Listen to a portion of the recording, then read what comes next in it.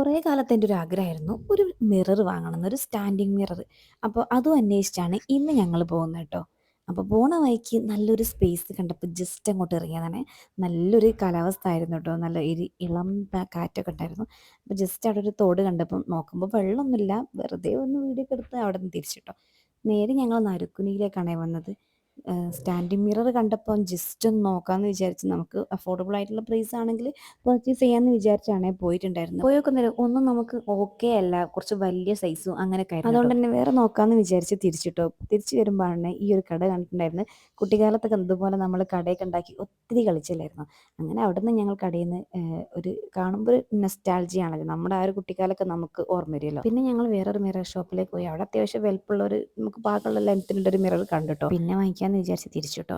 So പിന്നെ തിരിച്ച് വരുമ്പോൾ ഒരു മാംഗോ ഷേക്ക് കുടിച്ചിട്ടാണ് ഉമ്മക്ക് പാർസലും വാങ്ങിയാണ് ഞങ്ങൾ നേരെ തിരിച്ച് വീട്ടിലേക്ക് പോയത്. അപ്പം എന്തായാലും സബ്സ്ക്രൈബ് ചെയ്യാതെ